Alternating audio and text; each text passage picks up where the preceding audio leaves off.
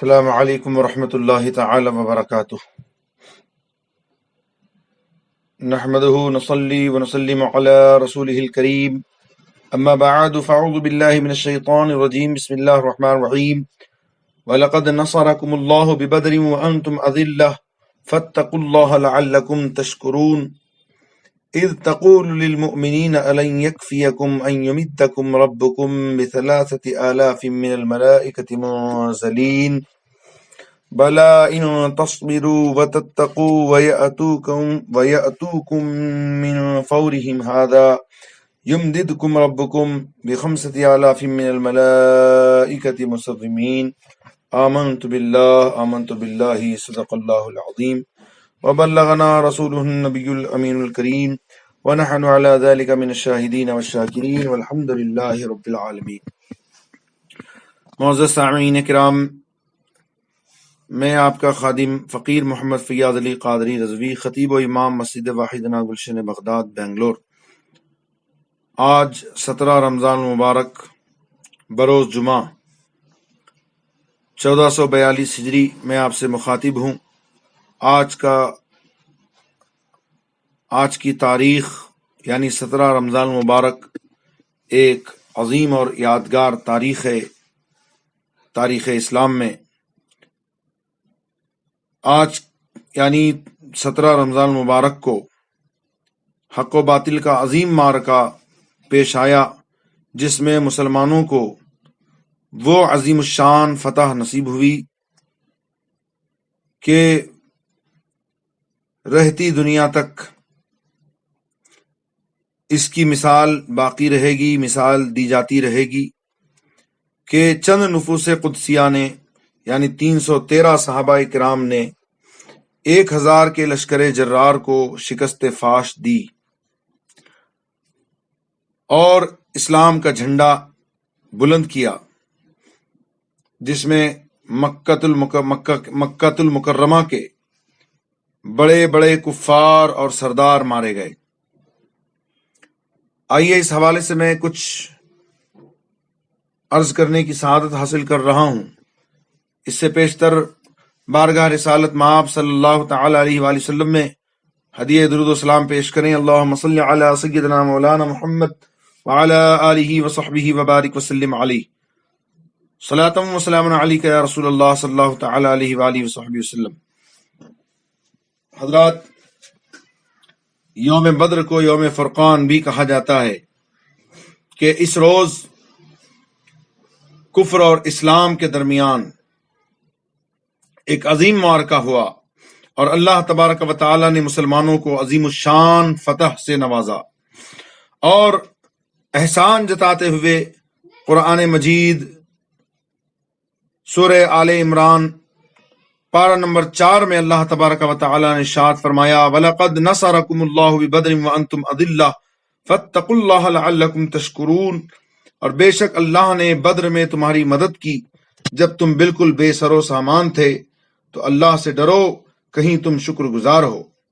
اذ تقول للمؤمنین الن یکفیکم ان یمدکم ربکم بثلاثة آلاف من الملائکۃ منزلین، جب اے محبوب صلی اللہ علیہ وسلم تم مسلمانوں سے فرماتے تھے کیا تمہیں یہ کافی نہیں کہ تمہارا رب تمہاری مدد کرے 3000 فرشتے اتار کر۔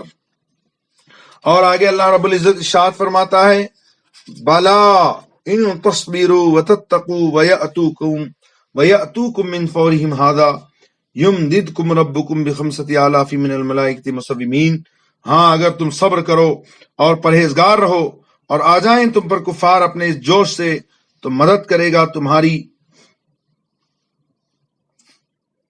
تمہارا پروردگار 5000 فرشتوں سے جو نشان والے ہیں۔ عزیزان ملت اسلامیہ،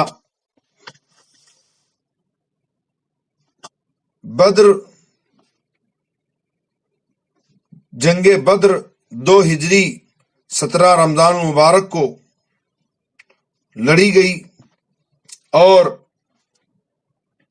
اس جنگ میں مسلمانوں نے اپنی بہادری اور اسلام اور حضور اکرم صلی اللہ علیہ وآلہ وسلم پر اپنی جانثاری کا حق ادا کر دیا۔ جب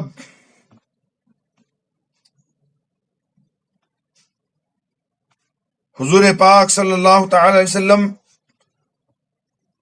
نے بدر میں نزول فرمایا تو ایسی جگہ پڑاؤ ڈالا جہاں نہ کوئی کنواں تھا نہ کوئی چشمہ، اور وہاں کی زمین اتنی ریتیلی تھی کہ گھوڑوں کے پاؤں زمین میں دھستے تھے۔ یہ دیکھ کر حضرت حباب بن منذر رضی اللہ تعالی عنہ نے عرض کیا، یا رسول اللہ صلی اللہ علیہ وسلم، آپ نے پڑاؤ کے لیے جس جگہ کو منتخب فرمایا یہ وحی کی روح سے ہے یا فوجی تدبیر ہے؟ آپ صلی اللہ علیہ وسلم نے فرمایا کہ اس کے بارے میں کوئی وحی نہیں اتری ہے۔ حضرت حباب بن منذر رضی اللہ عنہ نے کہا، پھر میری رائے میں جنگی تدابیر کی روح سے بہتر یہ ہے کہ ہم کچھ آگے بڑھ کر پانی کے چشموں پر قبضہ کر لیں تاکہ کفار جن کنووں پر قابض ہیں وہ بیکار ہو جائیں، کیونکہ انہی چشموں سے ان کے کنووں میں پانی جاتا ہے۔ حضور صلی اللہ علیہ وسلم نے ان کی رائے کو پسند فرمایا اور اسی پر عمل کیا گیا۔ خدا کی شان کے بارش بھی ہو گئی جس سے میدان کی گرد اور ریت جم گئی، جس پر مسلمانوں کے لیے چلنا پھرنا آسان ہو گیا، اور کفار کی زمین پر کیچڑ ہو گئی جس سے ان کو چلنے پھرنے میں دشواری ہو گئی، اور مسلمانوں نے بارش کا پانی روک کر جا بجا حوض بنا لیے تاکہ یہ پانی غسل اور وضو کے کام آئے۔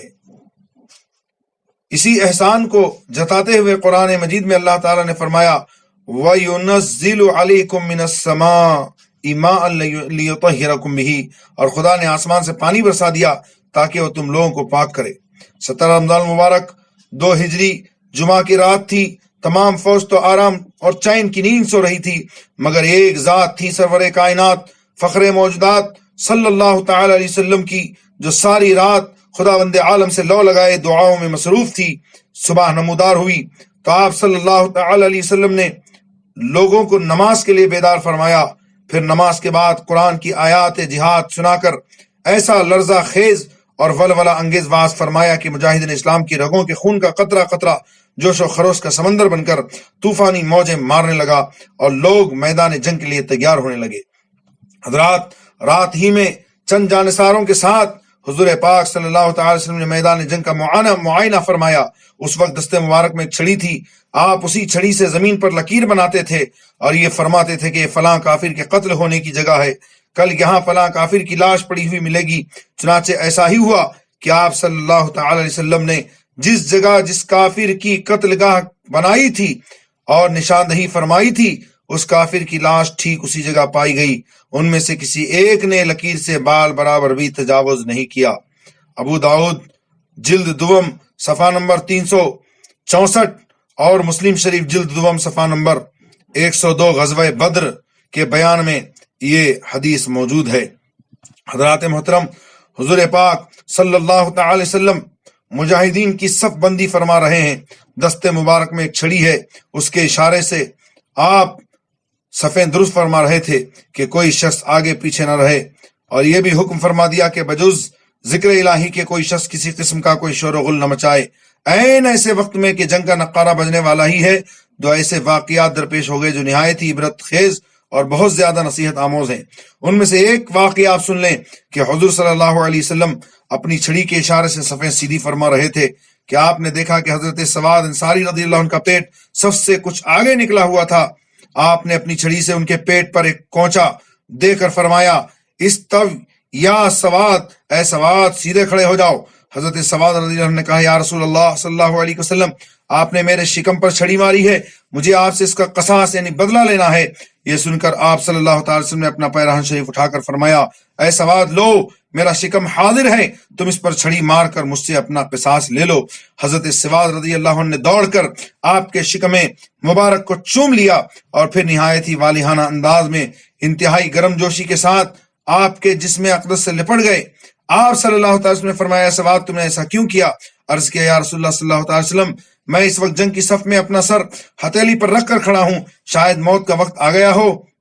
اس وقت میرے دل میں اس تمنا نے جوش مارا کہ کاش مرتے وقت میرا بدن آپ کے جسم اطہر سے چھو جائے۔ یہ سن کر حضور صلی اللہ تعالی وسلم نے حضرت سواد رضی اللہ عنہ کے جذبہ محبت کی قدر فرماتے ہوئے ان کے لیے خیر و برکت کی دعا فرمائی۔ حضرت سواد رضی اللہ تعالی عنہ نے دربار رسالت میں معذرت کرتے ہوئے اپنا قصاص معاف فرما دیا۔ عزیزان ملت اسلامیہ، حضور پاک صلی اللہ تبارک و تعالی علیہ وآلہ وسلم کے حکم پر صحابہ کرام علیہم الرضوان نے صف بندی کر لی۔ اللہ اکبر۔ اور حضرات محترم، فردن فردن پہلے جنگ ہوئی کہ ایک لشکر اسلام میں سے آتے اور ادھر سے کفار اپنے کسی جو ہے وہ سپاہی کو بھیجتے۔ کفار کا سپہ سالار عتبہ بن ربیعہ اپنے سینے پر شتر مرغ کا پر لگائے ہوئے اپنے بھائی شیبہ بن ربیعہ اور اپنے بیٹے ولید بن عتبہ کو ساتھ لے کر غصے میں بھرا ہوا اپنی صف سے نکل کر مقابلے کی دعوت دینے لگا۔ اسلامی صفوں میں سے حضرت عوف، حضرت معاذ و عبداللہ ابن رواحہ رضی اللہ عنہ مقابلے کے لیے نکلے۔ عتبہ نے ان لوگوں کا نام و نسب پوچھا۔ جب معلوم ہوا کہ یہ لوگ انصاری ہیں تو عتبہ نے کہا کہ ہم کو تم لوگوں سے کوئی غرض نہیں۔ پھر عتبہ نے چلا کر کہا، اے محمد صلی اللہ علیہ وسلم، یہ لوگ ہمارے جوڑ کے نہیں، اشراف قریش کو ہم سے لڑنے کے لیے میدان میں بھیجیے۔ حضور صلی اللہ تعالی وسلم نے حضرت حمزہ، حضرت علی اور حضرت عبیدہ رضی اللہ عنہم کو حکم دیا کہ آپ لوگ ان تینوں کے مقابلے کے لیے نکلیں۔ چنانچہ تینوں بہادران اسلام میدان میں نکلے۔ چونکہ تینوں حضرات سر پر خود پہنے ہوئے تھے جن سے ان کے چہرے چھپ گئے تھے، اس لیے عتبہ نے ان حضرات کو نہیں پہچانا اور پوچھا کہ تم لوگ کون ہو؟ جب ان دونوں نے اپنے اپنے نام و نسب بتائے تو عتبہ نے کہا، ہاں اب ہمارا جوڑ ہے۔ جب ان لوگوں میں جنگ شروع ہوئی تو حضرت حمزہ و حضرت علی و حضرت عبیدہ رضی اللہ عنہم نے اپنی ایمانی شجاعت کا ایسا مظاہرہ کیا کہ بدر کی زمین دہل گئی اور کفار کے دل تھرا گئے، اور ان کی جنگ کا انجام یہ ہوا کہ حضرت حمزہ رضی اللہ تعالی عنہ نے عتبہ کا مقابلہ کیا۔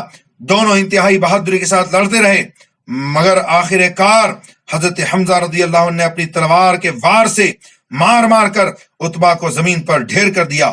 ولید نے حضرت علی رضی اللہ عنہ سے جنگ کی۔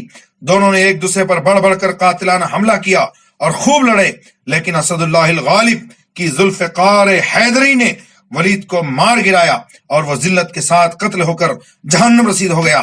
مگر عتبہ کے بھائی شیبہ نے حضرت عبیدہ رضی اللہ عنہ کو اس طرح زخمی کر دیا کہ وہ زخموں کی تاب نہ لا کر زمین پر بیٹھ گئے۔ یہ منظر دیکھ کر حضرت علی رضی اللہ عنہ جھپٹے اور آگے بڑھ کر شیبہ کو قتل کر دیا، اور حضرت عبیدہ رضی اللہ عنہ کو اپنے کاندھے پر اٹھا کر بارگاہ رسالت میں لائے۔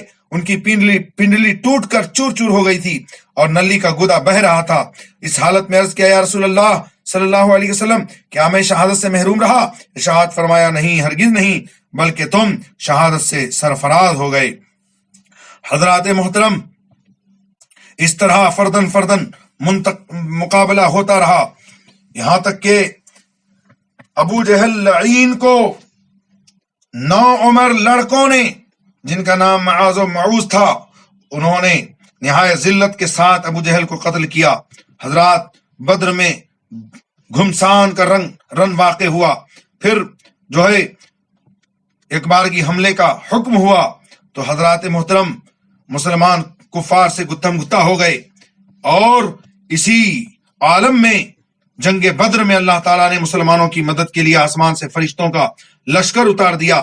پہلے 1000 فرشتے آئے، پھر 3000 ہو گئے، اس کے بعد 5000 ہو گئے۔ جب خوب گھمسان کا رن پڑا تو فرشتے کسی کو نظر نہیں آتے تھے، مگر ان کی حرب و ضرب یعنی مار کاٹ کے اثرات صاف ظاہر نظر آتے تھے۔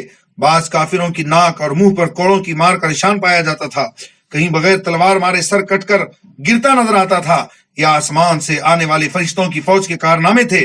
عتبہ، شیبہ، ابو جہل وغیرہ بڑے بڑے مکہ کے قریش کے بڑے بڑے سردار نہایت ذلت کے ساتھ مارے گئے۔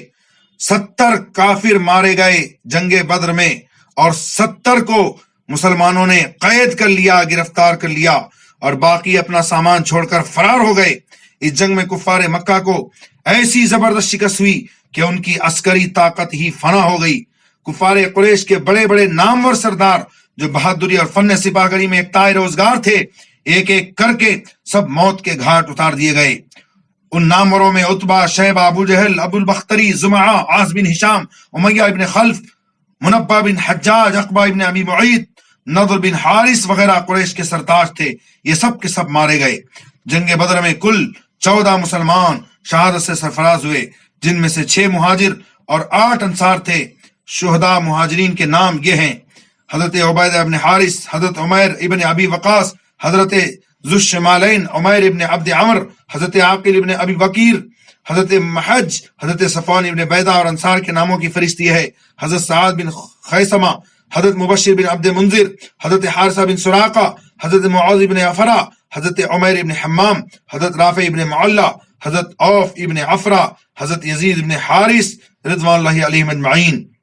ان شہدائے بدر میں سے 13 حضرات تو میدان بدر ہی میں مدفون ہوئے، مگر حضرت عبیدہ ابن حارث رضی اللہ عنہ نے چونکہ بدر سے واپسی پر منزل صفرا میں وفات پائی، اس لیے ان کی قبر شریف منزل صفرا میں ہے۔ حضرات محترم، بدر کا معرکہ ہمیں یہ سبق دیتا ہے کہ کبھی اپنی تعداد کے بارے میں مت سوچنا، بلکہ اگر دل میں مصطفیٰ جان رحمت کا عشق ہے، اللہ کا خوف ہے، تقوی و پرہیزگاری تمہارا شعار ہے، اور تم سچے مومن ہو، تو تم بغیر ساز و سامان کے بھی اگر میدان میں اترو گے تو اللہ تعالیٰ کی مدد ضرور آئے گی اور فتح تمہارے قدم چومے گی۔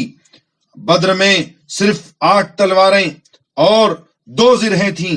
مسلمانوں کے پاس کوئی سامان نہیں تھا، بلکہ مسلمان جو ہے جنگ بدر میں کھجور کی شاخوں سے لڑ رہے تھے، لیکن انہوں نے اپنے قوت ایمانی اور جذبہ اسلامی سے یہ ثابت کر دیا کہ محمد مصطفیٰ صلی اللہ علیہ وسلم کے عشق کی چنگاریاں جن کے دلوں میں ہوں اور جن کے دلوں میں حب رسول کا خزانہ پوشیدہ ہو اور اللہ کا خوف ہو، وہ کسی بھی میدان میں کفار سے کبھی ڈرتے نہیں، کبھی ہارتے نہیں، بلکہ ہمیشہ فتح ان کے قدم چومتی ہے۔ آج پھر سے بدر کا معرکہ مسلمانوں کو آواز دے رہا ہے۔ آج نرسنگا نندا سراپا گندا حضور کی شان میں توہین کر رہا ہے، مسلمانوں کو للکار رہا ہے، اور دیگر فرقہ پرست طاقتیں مسلمانوں کے خلاف جو ہیں وہ صف بندی کرتے ہوئے نظر آ رہے ہیں۔ آج ضرورت ہے کہ مسلمان اپنے قوت ایمانی کا جو ہے اظہار کریں اور تقوی و پرہیزگاری اختیار کریں اور حب رسول صلی اللہ علیہ وسلم کو اپنے سینے میں جگہ دیں۔ یقیناً مسلمانوں کو فتح ہوگی اور کوئی مسلمانوں کے سامنے ٹک نہیں پائے گا۔ ہمیں ضرورت اس بات کی ہے ہم اسلام کا سچا پیغام اغیار تک پہنچائیں، اور ہم اپنے اسلام اور اپنے مذہب اور اپنے رسول صلی اللہ علیہ وسلم کی عظمت اور ناموس کا ڈیفنس کریں، دفاع کریں، اور حضور کے ناموس پر ہم پہرا دیں۔ ہم سچے عاشق رسول اسی وقت مانے جائیں گے جب ہم ان گستاخان رسول کا منہ توڑ جواب دیں، قلمی لسانی جہاد کریں، اور ہر طرح سے ہم جو ہے ان سے لڑیں اور ان کے فتنے سے لوگوں کو محفوظ رکھیں۔ اللہ تعالی ہم سب کو بدر کے مجاہدین کا صدقہ عطا فرمائے۔ یہ کافر کیا سمجھتے ہیں جو اپنے دل میں ہنستے ہیں؟ ابھی تو کربلا کا آخری میدان باقی ہے، کی محمد سے وفا تو نے تو ہم تیرے ہیں، یہ جہاں چیز ہے کیا لوہو قلم تیرے ہیں۔ وما علینا الا البلاغ المبین، وآخر دعوانا ان الحمد للہ رب العالمین۔ السلام علیکم ورحمۃ اللہ۔